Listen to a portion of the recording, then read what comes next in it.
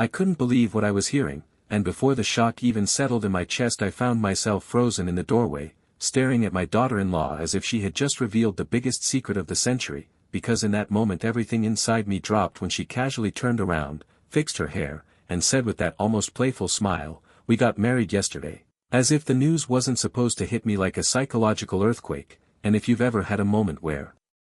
reality suddenly tilts sideways and your thoughts scatter like broken glass, then you know exactly how my mind started racing, because nothing in the world prepares a person for the realization that something as monumental as a family wedding, a milestone that should be filled with planning, laughter, shared excitement, and a sacred sense of togetherness, was not only kept hidden from me but had already happened without a single word. And before I take you deeper into this unbelievable chain of events, let me remind you to stay with me till the end, because what unfolds next is not just a story but a complete psychological breakdown of human relationships, communication failures, emotional blind spots, and the invisible motives that people carry inside them. And I promise you that by the time you reach the final paragraph you will understand exactly why this moment became the turning point that revealed truths none of us expected, so make sure you hit that like button, subscribe for more real-life psychological stories, and keep watching with your full attention, because everything I'm about to share is wrapped in real emotions, real reactions, and real hidden layers of human behavior that most people never talk about out loud. And as I stood there, heart pounding in a mix of confusion and disbelief, I replayed every recent interaction in my head, trying to figure out how something this huge slipped past me when I thought I had a decent relationship with my son and his partner. But sometimes people build entire emotional worlds behind carefully constructed expressions, and sometimes silence hides more truth than words ever could, which is exactly what psychology teaches us about human defense mechanisms, because people don't always hide things out of spite or rebellion, sometimes they hide things because they are afraid of judgment, afraid of confrontation, or simply conditioned by past experiences to protect themselves by staying secretive. And as she watched my reaction, her expression softened only slightly, as if she was prepared for shock but not for the deep emotional sting behind it, and in that heartbeat I realized that her announcement wasn't meant to hurt me, or maybe it wasn't meant to hurt anyone, but it carried an intensity that made me feel as though I had been left out of my own family's narrative, like a page torn from a book that I wasn't allowed to read, and the weight of that exclusion pressed down on me harder than the actual news of the wedding, because every parent believes, even if only subconsciously, that they deserve a place in such life-changing moments, and while many would instantly lash out or demand answers, I found myself caught between wanting to respond emotionally and wanting to understand the psychological foundation beneath her decision. Because anger can burn bridges but understanding can uncover truths that anger would only bury, so I took a breath that felt heavier than usual and asked the simple yet impossible question, "Why didn't you tell us?" And that question hung in the air like an unspoken accusation, stretching between us with a tension that neither of us fully understood yet, because this wasn't just about a wedding date, it was about trust, communication, emotional safety, and the underlying patterns that shape how families connect or fail to connect. And while she hesitated, her eyes flickering with thoughts she wasn't ready to voice, I suddenly realized that her answer, whenever she finally gave it, would reveal far more about her internal world than about the wedding itself, because psychology teaches us that every choice, especially drastic ones, stems from a deeper emotional landscape built from past hurts, insecurities, learned behaviors, and unspoken fears. And as I waited for her to respond, I couldn't help but think about the countless families who experience similar disconnects without ever analyzing the emotional roots behind them, and this moment wasn't just my story. It reflected something universal about how relationships fracture quietly until one shocking event brings all the hidden cracks into the light. And if you've ever felt excluded, surprised, or blindsided by someone you trusted, then you already understand how powerful such moments can be, reshaping the dynamics of connection in an instant, making you question what you thought you knew about the people closest to you, and forcing you to confront the uncomfortable truth that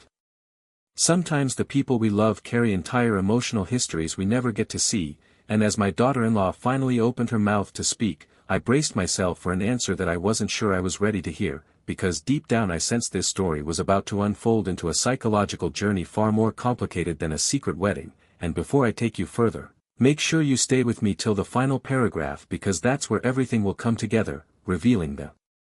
bigger emotional picture that ties every detail into one powerful lesson about human behavior, family bonds, and the silent battles people fight inside their minds. When she finally began to speak, her voice carried a trembling honesty that immediately told me this moment had been building inside her for a long time, and as her words slowly formed, I realized that what she was about to reveal wasn't just an explanation but a window into years of silent emotions she never had the courage to share, and she said quietly, almost whispering as if afraid the truth might hurt more once spoken aloud, that the reason they chose to get married quietly and suddenly wasn't because they didn't want us there, but because they felt suffocated by expectations they believed they could never fulfill fast enough, and as those words echoed in my mind I felt something inside me shift, because expectations can be invisible walls that people feel long before they ever speak about them, and while parents sometimes think they are being supportive or cautious or guiding, children and their partners can interpret the same behavior as pressure, judgment, or a standard impossible to reach, which is why psychology constantly reminds us that perception defines emotional reality far more than intention, and as she talked I became painfully aware that every small comment, every opinion, every moment of hesitation we expressed in the past might have been interpreted by her as something far heavier than we ever imagined, and she confessed that when they first started planning to get married, they both felt overwhelmed by the fear of disappointing us with the size of the event, the timing, the guest list, or the decisions they made, and because they couldn't figure out how to please everyone, they chose to please no one and simply do it their own way, believing it would be easier to apologize afterward than to endure the emotional stress they associated with involving the whole family, and hearing this made me feel a mix of guilt, sadness, and awakening, because it struck me that while I had never intended to make them feel judged or pressured, the emotional environment around them had nevertheless created a sense of distance they didn't know how to bridge, and she looked at me with eyes filled with sincerity as she said they didn't hide the wedding to be rebellious, but because they were scared of conflict, scared of disappointing us, scared of letting anyone down, and scared of entering marriage under a cloud of tension instead of joy. And in that moment I understood for the first time how differently two people can interpret the same situation, because where we saw family involvement, they saw emotional scrutiny, where we saw tradition, they saw obligation, where we saw excitement, they saw pressure, and while I wanted to be angry at the secrecy, I found myself far more focused on the emotional burden they had been silently carrying, which they never shared until this conversation forced everything into the open. And psychology teaches us that when people avoid difficult conversations, it's rarely because they don't care, it's because they care too much and fear that the truth will create conflict they don't feel prepared to handle. And she explained that they had argued about the wedding multiple times, not because they didn't want us included, but because every attempt to involve everyone led to disagreements, anxiety, and emotional overwhelm, until finally the idea of eloping felt like the only way to protect their peace and preserve their relationship, and as she spoke, the puzzle pieces began fitting together in a way I hadn't expected, revealing that the wedding wasn't the real issue at all. The real issue was the emotional tension underneath, the fear of judgment, the weight of expectations, and the unspoken insecurities that shaped their choices, and she admitted she thought telling us before the wedding would lead to criticism or stress or unwanted opinions, which they felt too fragile to handle at the time. And while I still felt hurt at being excluded, I began to see them not as careless or disrespectful, but as two young people trying to build a foundation for their marriage with as little emotional chaos as possible, and it hit me then how often families fall into emotional distance not because they don't love each other, but because they fail to communicate openly about their fears and feelings, leaving misunderstandings to grow until they become emotional barriers that are difficult to break. And I realized that their choice was a desperate attempt to escape those barriers rather than confront them, even though confrontation might have brought us closer. And I found myself wondering how many families lose precious moments simply because they never pause to ask each other how they truly feel beneath the surface, and as she continued, I noticed she kept glancing toward the living room where my son sat silently, his posture tense as if he were carrying guilt that weighed more than anything he wanted to explain, and I knew then that the emotional story behind this wedding was not just hers, it was his too, and maybe even more, because children often carry fears they hide from their parents, believing vulnerability will disappoint them, and that belief grows into silent decisions that feel safer than honesty, and as her explanation unfolded into deeper emotional layers, I felt the shock inside me slowly transform into a strange blend of acceptance and sorrow. Acceptance because I understood their reasons more clearly, and sorrow because it hurt. Knowing they didn't feel safe enough to share their struggles with us, and this realization made me reflect on how easily misunderstandings can create emotional gaps even between people who care about each other deeply, and I couldn't help but think about how differently everything could have turned out if someone, anyone, had spoken openly just once before it all happened, and yet, life doesn't always grant us perfect timing, and sometimes it takes a shocking moment like this to shake the silence and bring truth forward, and although her confession didn't erase the hurt, it opened a doorway to understanding, and I knew that stepping through that doorway would require patience, emotional intelligence, and the willingness to see the situation through their eyes rather than through my disappointment alone, because understanding is the only path that leads families back toward each other, even after choices that leave emotional bruises.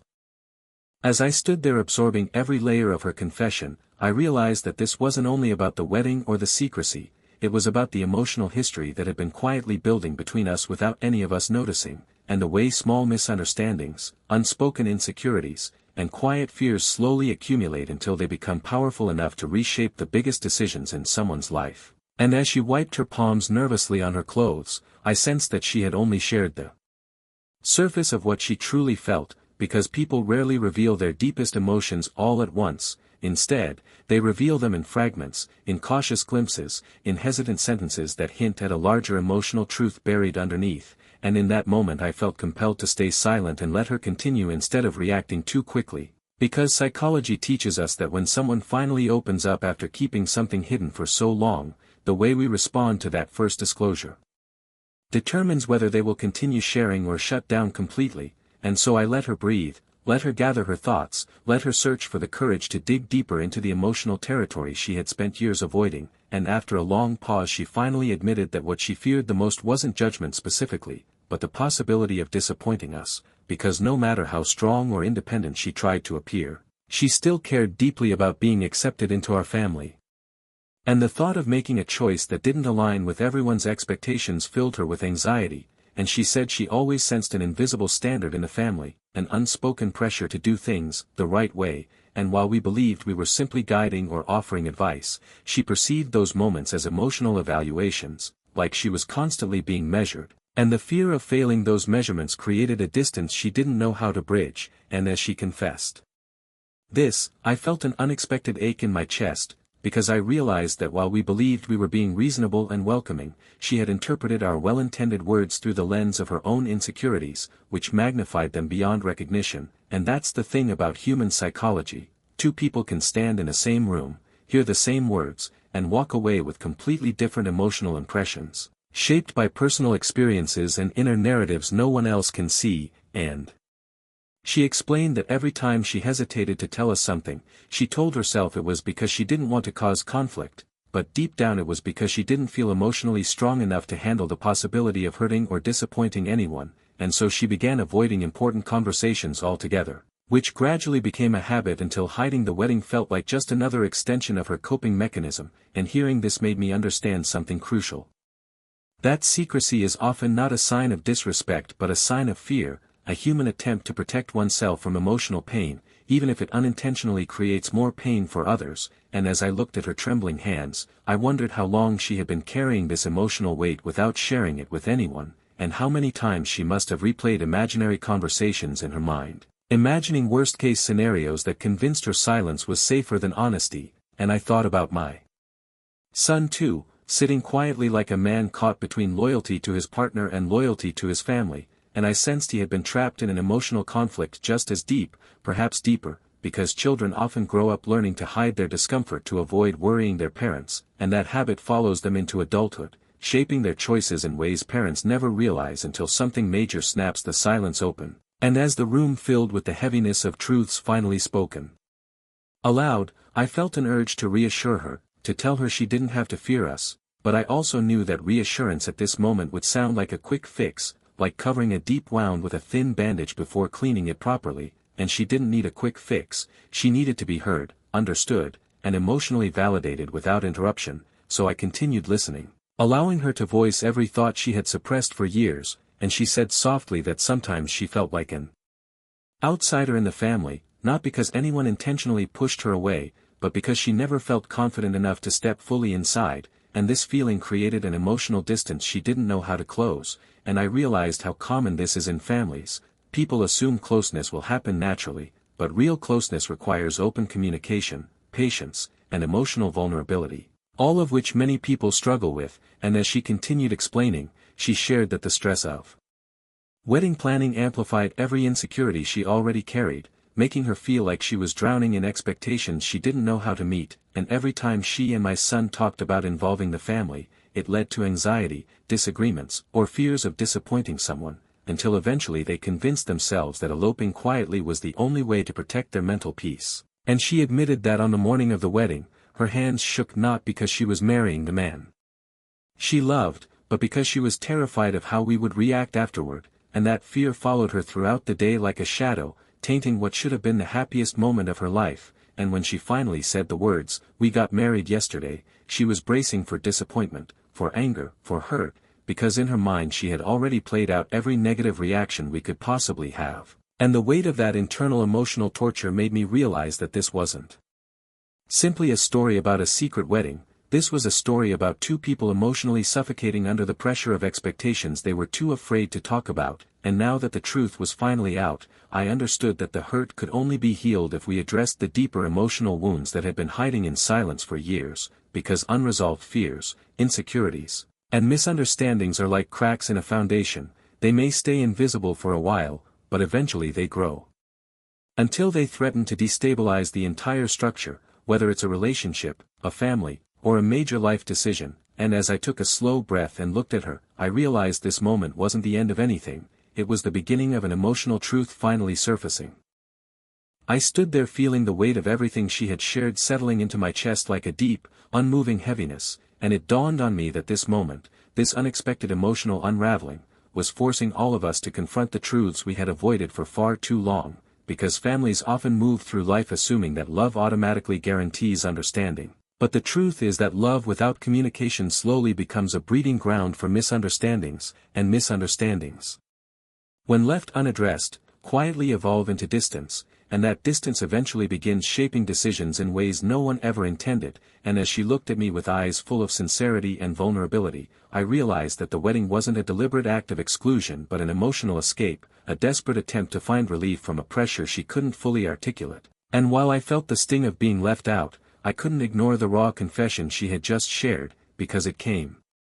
from a place of fear, not malice. And as psychology teaches us, fear is one of the most powerful motivators of human behavior. It pushes people to hide, to avoid, to run, even when running leads them into situations that create more pain later. And while she continued explaining her emotional journey, I found myself replaying moments from the past, trying to identify the exact point where the distance began forming. But the more I thought about it, the more I realized that distance rarely forms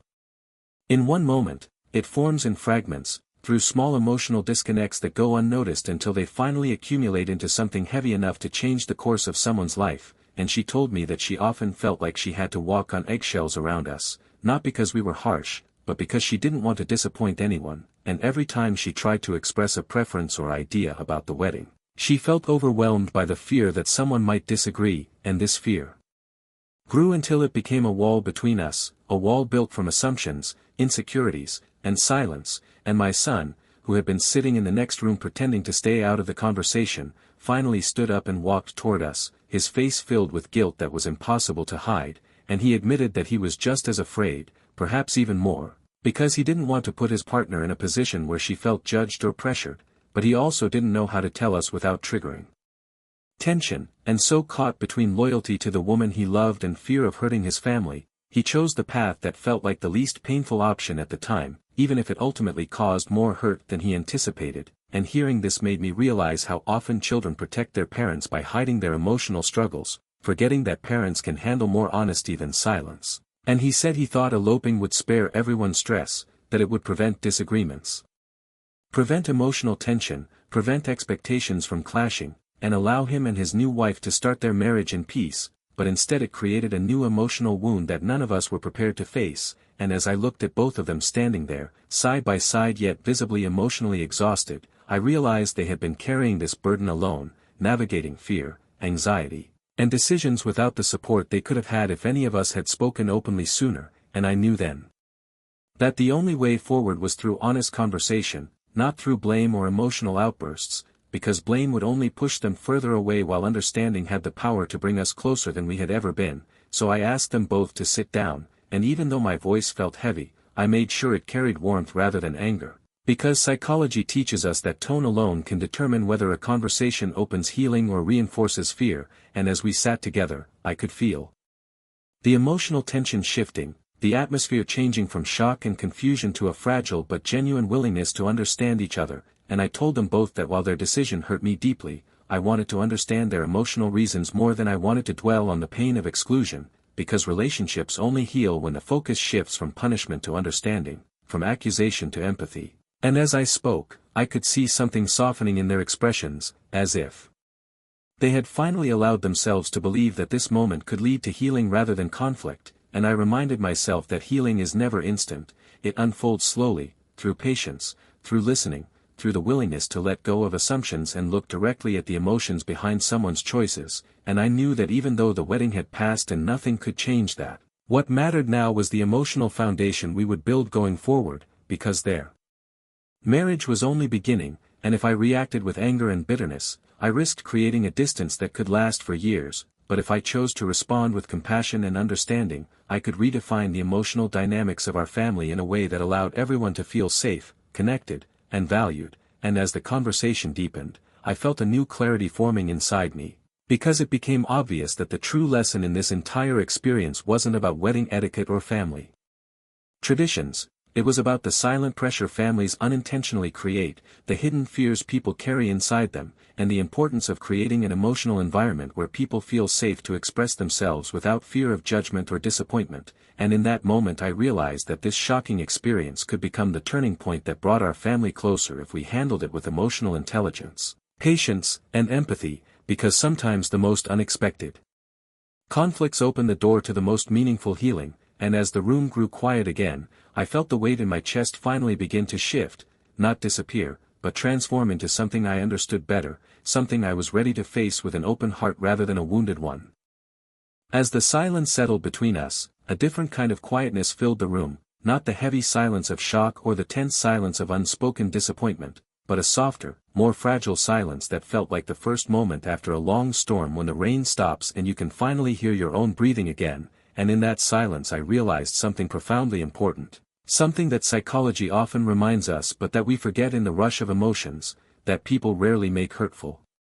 decisions out of a desire to hurt. Instead, they make decisions based on the emotional tools they have at that moment, and sometimes those tools are shaped by fear, insecurity, and the desire to avoid conflict, and as I looked at both of them sitting across from me, their eyes reflecting guilt, fear, love, and vulnerability all at once, I felt a deep shift inside me because I understood that they weren't just explaining what they did, they were revealing who they were beneath the surface. Revealing the emotional landscape they had kept hidden for so long, and I realized that if I responded harshly now, I would be confirming all the fears they had carried, fears that we wouldn't understand, fears that our expectations were too heavy, fears that honesty would lead to conflict rather than support, and I knew I didn't want to reinforce those fears, because once a person learns to associate honesty with conflict, they avoid honesty forever, and that becomes the seed of ongoing emotional distance. So I took a slow breath and told them that even though the decision hurt me deeply, I wanted to understand rather than punish, and the moment I said those words I saw something shift in their faces, a small but unmistakable softening, as if for the first time they believed this conversation could end with healing instead of permanent emotional damage, and my son leaned forward slightly, his hands clasped together tightly as if he were holding on to the last bit of courage inside him, and he admitted something that hit me harder than anything else he had said so far. He confessed that he had been afraid of disappointing me his entire life, afraid that if he made the wrong choice or if he didn't live up to certain standards, he would lose my approval, and he said that no matter how old he got, that fear followed him like a shadow, shaping the way he handled conflict, shaping the way he avoided difficult conversations, shaping the very decision to get married. Quietly, and hearing this felt like someone had pressed a hand directly against my heart, because I never intended to create that fear, but his words made me realize that intentions don't matter as much as impact, and we often don't realize how our reactions, tone, or expectations influence the emotional world of our children, sometimes without a single deliberate action. And I told him gently that my approval was never meant to feel like a test he had to pass, but the fact that he perceived it that way meant that somewhere along the way, we had stopped communicating feelings clearly, and assumptions had filled in the gaps, creating fears that none of us addressed, and as he lowered his head, I felt the painful realization that children rarely tell parents how much pressure they feel, because they don't want to disappoint the people they love. And the weight of that unspoken emotional pressure becomes heavier with time until they make decisions based on avoiding conflict rather than building connection. And I knew then that this moment wasn't about the wedding at all, it was about the years of emotional habits that led to that decision, habits built silently and unintentionally. And my daughter-in-law placed her hand on his arm gently, as if to assure him that they were in this together, and she admitted that she, too, had felt a crushing pressure to be accepted, to prove herself, to fit into the family perfectly, and that pressure made her second-guess every choice they made about the wedding, until the idea of planning anything openly felt like an emotional minefield she didn't know how to walk through. And as she spoke, tears formed in her eyes, not loud, dramatic tears, but quiet ones that you only see when someone finally allows themselves to feel safe enough to be vulnerable, and seeing those tears made the last piece of the emotional puzzle fall into place. Because tears are the most honest language people speak when their words are still learning how to express the truth, and I realized that their elopement wasn't an act of defiance, it was an act of emotional survival, an attempt to protect themselves from the fear of conflict they felt unprepared to face, even if it meant causing confusion afterward. And in that moment I felt something inside me soften completely, because I understood that this wasn't the time for anger or resentment, it was the time to rebuild trust, to create a new emotional environment where they felt safe enough to share their fears instead of hiding them. And as I leaned back in my chair, I took a deep breath and told them that while the pain of being excluded wouldn't disappear immediately, I believed the relationship could heal if we were willing to communicate honestly going forward. And when I said those words, I could feel something shift in the atmosphere, a subtle but powerful sense of relief. Like the emotional air between us had finally cleared enough for all of us to breathe again, and with that breath came a quiet realization that this moment, as painful as it had been, could become the foundation for a stronger, more honest relationship if we allowed it to, because sometimes the most painful experiences become the most transformative ones when they force us to confront emotional truths we've avoided for years. And as the room softened into silence once more, I felt the first spark of healing form, not because the situation was fixed, but because the truth had finally been spoken, and speaking the truth is always the first step toward rebuilding what fear has broken.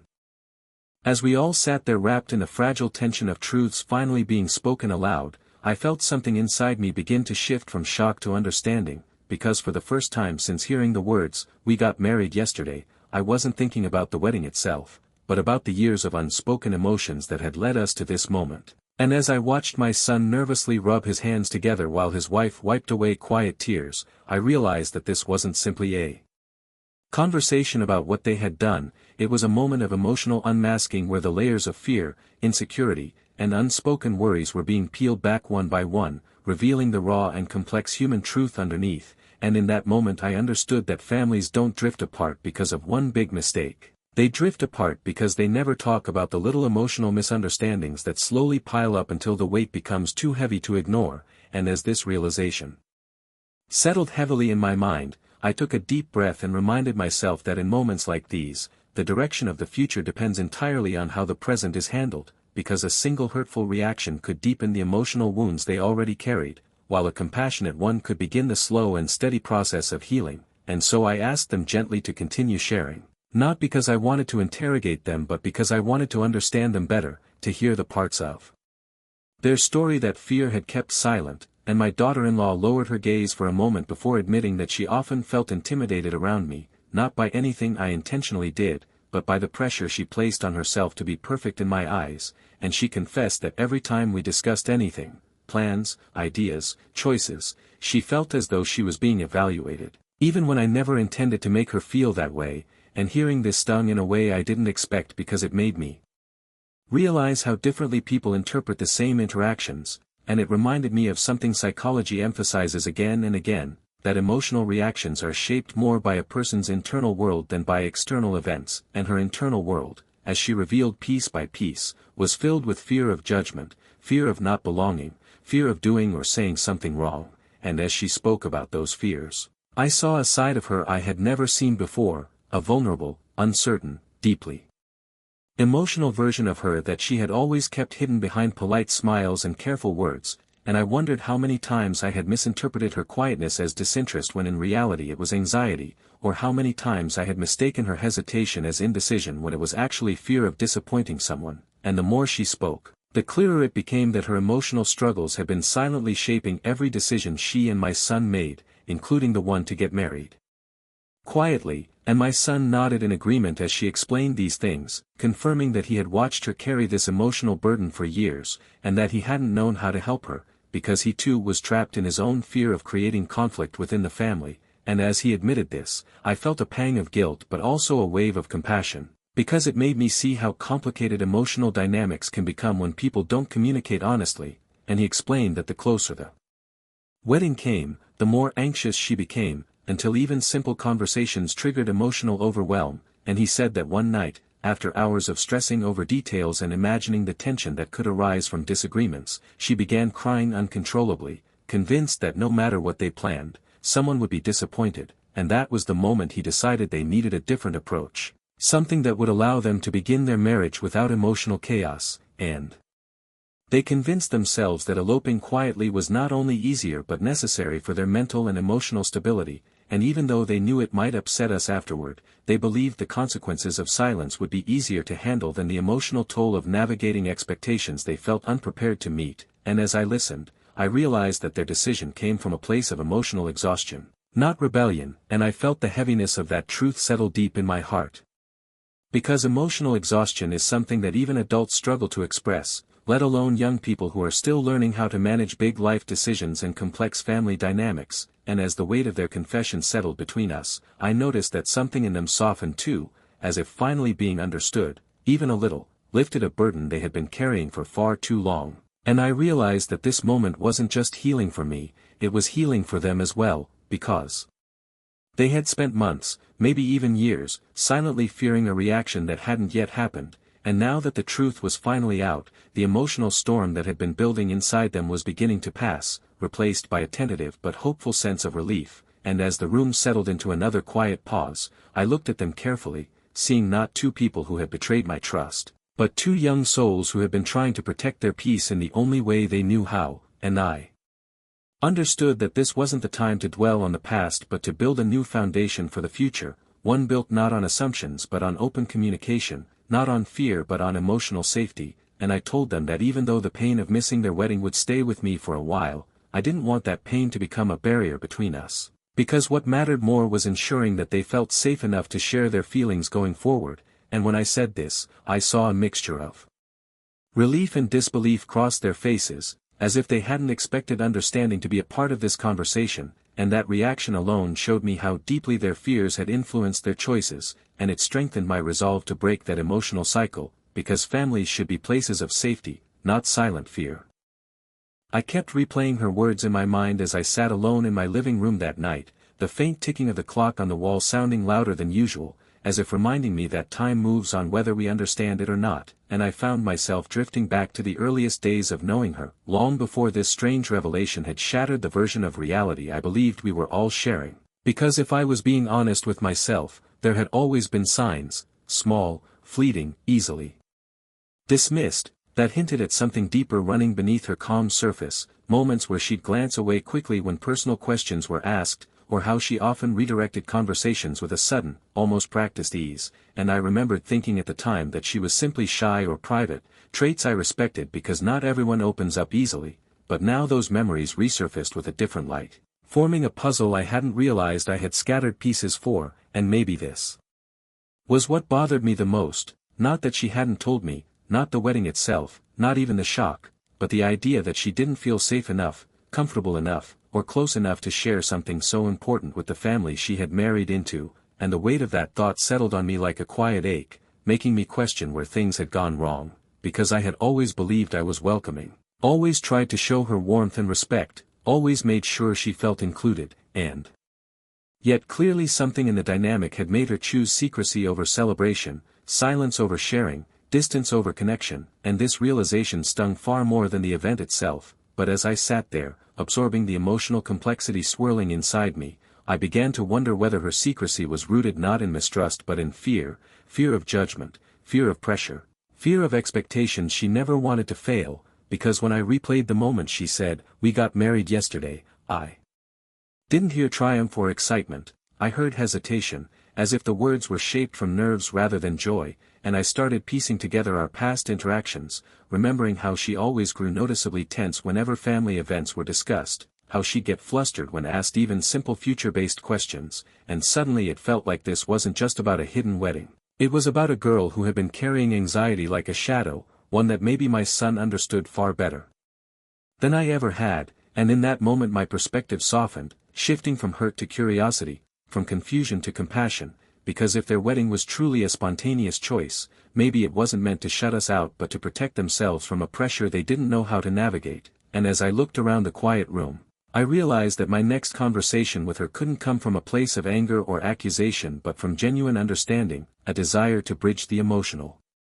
distance rather than widen it, because relationships, especially family, aren't built on demands but on patience and trust, and suddenly I found myself wondering what kind of emotional story she carried from her own life, what past experiences taught her that big decisions should be handled quietly, what wounds made her believe sharing might bring complications, and as I imagined the possibilities, everything inside me shifted further toward empathy, because nobody hides joy unless they've been taught somewhere along the line that joy can be interrupted, judged, or taken away, and maybe, just maybe, all she needed was reassurance that she belonged here, that she wasn't an outsider navigating a new family alone but someone who could be safe, open, and honest with us without fear of backlash or scrutiny, and thinking this, I felt a strange blend of sadness and resolve, sadness for the lost moment I hadn't been part of, but resolve to make sure future moments weren't missed, not because of secrecy but because of fear that didn't need to exist, so I promised myself that the next time I saw her, I wouldn't ask, "Why didn't you tell me?" but instead, "Are you okay?" because sometimes one question opens wounds, and the other begins healing, and with that realization a calmness settled in my chest, slowly replacing the earlier shock, because I understood now that this wasn't the end of anything. This was simply a turning point, an opportunity for growth, a chance to build a stronger, more emotionally aware relationship with both her and my son, and as the night grew deeper and the silence thicker, I made a quiet vow that no matter how this story continued to unfold, I would show up not as someone demanding answers but as someone willing to listen, understand, and embrace the messy, unpredictable, profoundly human journey that life sometimes hands us without warning. The next morning arrived with a strange heaviness, the kind that settles into your bones before you even realize you're awake, and as I moved through my usual routine, boiling water for tea, opening the curtains, straightening things that didn't need straightening, I found my mind circling around the same questions again and again, not out of anger anymore but out of a quiet, persistent desire to understand the emotional truth behind everything that had happened, because the more I thought about her, about the way she avoids eye contact when she's nervous, about the way she tries too hard to say the right thing, about the way her body stiffens ever so slightly when someone asks a personal question, the more I began to sense that her decision to marry quietly wasn't rooted in rebellion or secrecy for secrecy's sake, but in a deeper emotional instinct, something protective, almost survival-like, as though announcing a wedding would have opened a door she wasn't ready to walk through, and this realization made me think about how often we misinterpret people's choices simply because we never pause long enough to examine the emotional landscape they're navigating, and perhaps she had spent so many years managing her life alone, making her own decisions quietly, handling her burdens without leaning on anyone, that sharing big news felt foreign, even frightening, because vulnerability requires a kind of emotional trust that doesn't just appear, it's built slowly, brick by brick. Through moments where people show that they will not judge, not pressure, not overwhelm, and maybe we, unintentionally, had never offered her enough of those moments, not because we were unkind but because we didn't know the language of her fears, and thinking about that, I felt something soften even more inside me, a recognition that understanding someone requires looking beyond their surface, past the words they say, into the unspoken stories their behavior reveals, and I wondered what silent chapters existed in her life, what kind of family she grew up in, whether she was taught that emotions were dangerous, whether expressing joy or sadness had ever resulted in disappointment, and suddenly her quiet wedding began to make sense in a way it didn't before, as if I was finally reading a book whose pages had always been there but which I had never thought to open. And I realized that if I wanted to move forward with her, to build a real connection, I needed to shift my approach completely, stepping away from assumptions and expectations and instead stepping into empathy, patience, and openness, because family isn't something someone should have to earn, it's something they should be welcomed into, and maybe she hadn't felt that fully yet, not because we didn't try but because she needed something different than what we offered, something quieter, more stable, more emotionally safe. And I promised myself that from this moment forward I would be more intentional. Listening not just to what she said but to what she didn't say, watching not just her expressions but the emotions behind them, because sometimes the most important truths are communicated without words, and I thought about reaching out to her, not with questions that would corner her, not with disappointment that would push her further away, but with gentleness, maybe starting with a message as simple as, "I hope you're doing okay," because small gestures can become the first cracks in emotional walls, and I imagined how she might respond, maybe surprised, maybe cautious, maybe relieved, a response that might open a new chapter between us, one where she realized that my interest wasn't in controlling her choices but in understanding her heart, and as these thoughts flowed through me, a strange sense of purpose replaced the confusion that had been sitting in my chest since she first told me about the wedding, and I started to see the situation not as something that had happened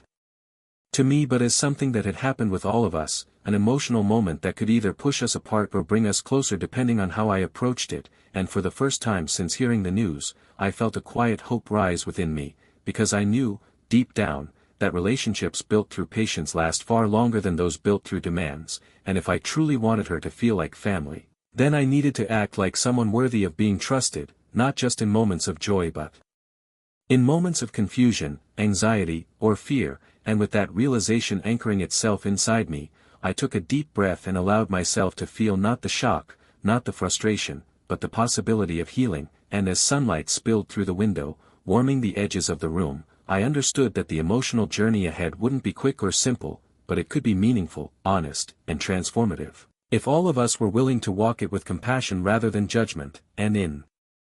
that moment, something inside me whispered that this story wasn't simply about a wedding, it was about learning how to truly understand the people we call family, even when their choices take us by surprise.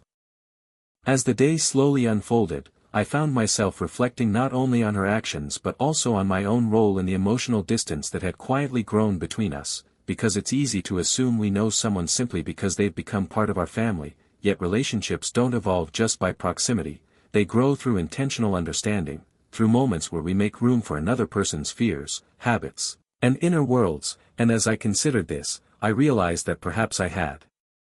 been so focused on welcoming her my way that I never stopped to consider whether she felt welcomed her way, and this thought lingered with me, stirring up memories of all the times she had seemed slightly uncomfortable during family gatherings, moments I brushed off as shyness, not realizing they might have been signs of emotional overwhelm, and I remembered her soft, hesitant smile during her first dinner with us, how she kept glancing at my son as if checking whether her responses sounded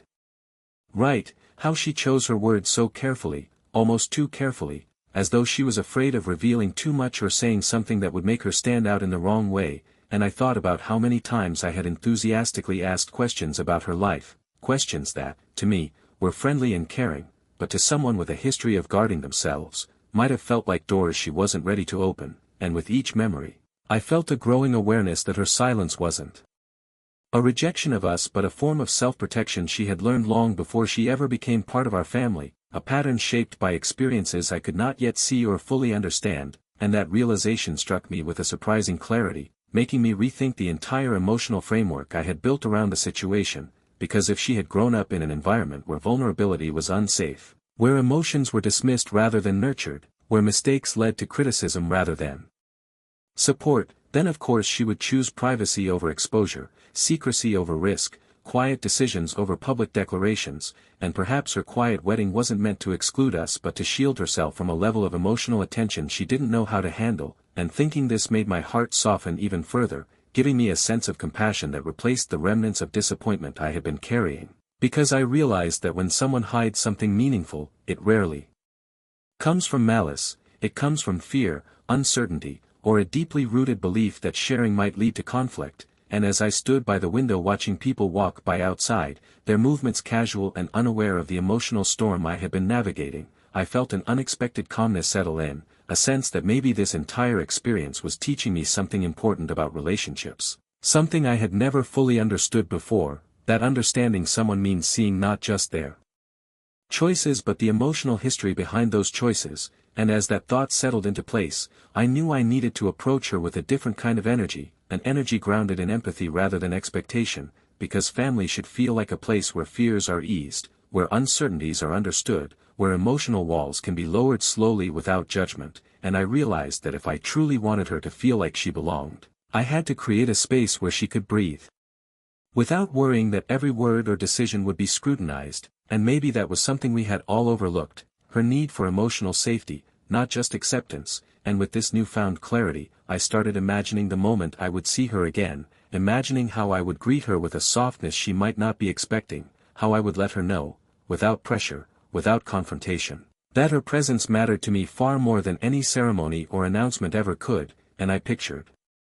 the subtle relief she might feel if she understood that I wasn't upset with her but simply wanted to understand her better, to know how she felt, what she needed, and what made her comfortable, because one meaningful conversation can change the trajectory of a relationship more than a dozen assumptions ever could. And as these thoughts wove themselves into my mind, I felt something shift deeply inside me, a recognition that this moment wasn't about what was lost, it was about what could still be built. And perhaps this unexpected twist in our story was an invitation to grow closer in a more authentic, emotionally aware way, a chance to bridge the silent distance that had always existed but went unnoticed. And as I let this realization sink in, I found myself breathing more steadily, feeling a sense of hope that hadn't been there before, because sometimes relationships evolve in the most unexpected ways, shaped not by perfection but by the willingness to understand, forgive, and begin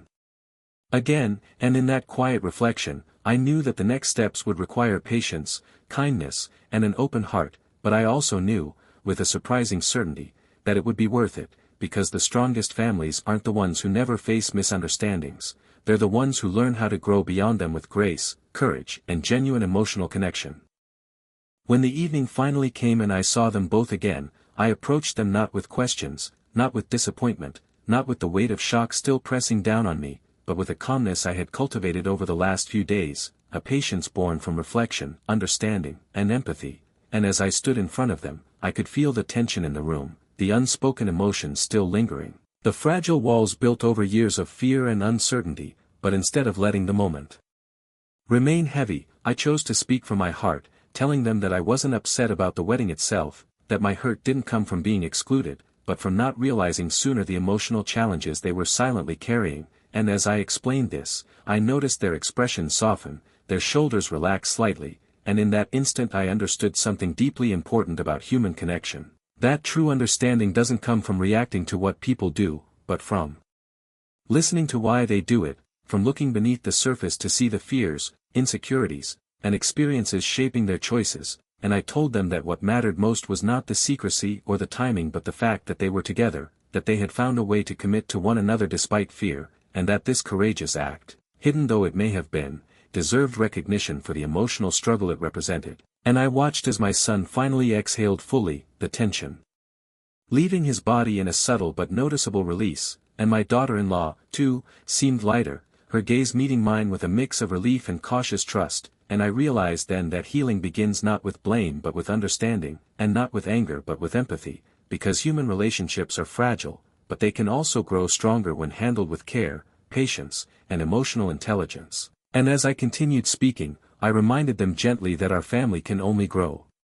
closer if we are willing to communicate openly, to share fears as well as joys, and to create a space where vulnerability is met with acceptance rather than judgment. And I told them that the wedding, though a shock, was not a barrier but an opportunity, a moment that forced all of us to confront the emotional truths we had been avoiding for too long, and to recognize the importance of fostering emotional safety, trust, and connection in our family. And I saw the subtle nods from both of them.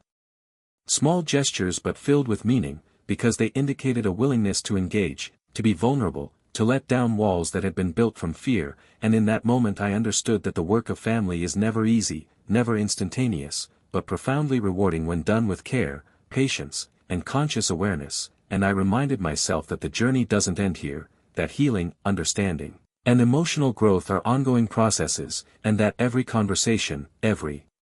gesture, every attempt at connection contributes to building a family that is resilient, compassionate, and deeply bonded. And as I spoke these words, I felt a sense of closure not from resolution alone, but from the awareness that a new chapter had begun, one where emotional honesty would be welcomed, where fears could be voiced safely, and where we could all support each other without judgment. And I told them that moving forward, the most important thing was to communicate, to share, to be willing to let one another into the emotional spaces that have long remained private, because this is where true family connection resides, not in rituals, events, or formalities, but in the ongoing willingness to understand and be understood. And I watched as both of them visibly relaxed, as if realizing that the weight they had been carrying had finally been acknowledged and met with compassion, and in that moment, I felt a profound gratitude for the lesson embedded in this entire experience. That even when situations seem shocking, unfair, or confusing, they often carry within them the seeds of understanding, empathy, and growth, if we are willing to approach them with openness rather than defensiveness. And as I reflected on all of this, I realized that the surprise wedding had become much more than a single event. It had become a mirror reflecting how easily emotional distance can form, how silently fears can influence behavior, and how essential patience, empathy, and listening are to building lasting, meaningful relationships. And I knew that our family could emerge stronger than ever, not because nothing went wrong, but because we were willing to confront emotional truth, accept vulnerabilities, and take the time to heal together. And as we sat together in that quiet room, I offered a small but heartfelt call to action, telling them that each day offers the chance to reconnect, to be present, to check in with one another's hearts, and to ensure that emotional silence is replaced with honest conversation. And I want you, the viewer, to consider the power of this same lesson in your life, because every relationship, whether in family, friendship, or love, carries hidden layers of fear, expectations, and insecurities that often shape actions more than we realize. And the moment we stop assuming and start understanding, the moment we choose empathy over judgment, listening over reacting, and patience over expectation, we begin creating bonds that are unshakable, supportive, and deeply fulfilling. And so if this story resonated with you, if it made you reflect on your own family dynamics, relationships, or ways you might unknowingly be influencing someone else's choices, I encourage you to pause, take a breath, reach out, and start a conversation with someone you love, because even the smallest act of genuine listening can transform emotional distance into connection, fear into trust, and isolation into belonging. And remember that life will always surprise us, sometimes in shocking ways like a secret wedding, but the way we respond determines whether those moments break us apart or bring us closer. So take this story as a reminder to approach each person in your life with compassion, to value their unspoken fears as much as their visible actions, and to never underestimate the power of empathy, patience, and emotional understanding to change lives, repair relationships, and create a family, or community, that thrives not despite our vulnerabilities but because of the honesty and courage with which we face them together. And if you found value in this story, if it made you reflect, question, or rethink how you approach your own relationships, then take a moment to like this video, subscribe for more real-life psychological stories, and share it with someone you care about, because every story shared is an opportunity for understanding, and every act of listening is a step toward deeper, more meaningful human connection. And I promise you, the journey of truly understanding those around us, just like the journey of this family after a sudden wedding, can transform ordinary lives into extraordinary bonds that endure far beyond the shock, confusion, or fear of a single moment.